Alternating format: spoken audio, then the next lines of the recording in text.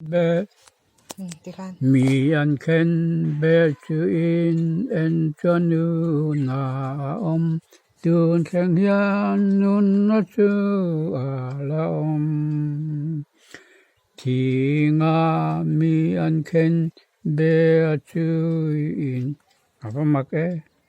ken be chu en ru ta la cha no thi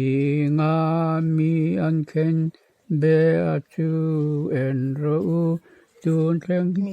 mi sual te u chan dam min om ru en ru in nu ngan mi an ken be chu in en chu nu na tun keng hian nun na chu a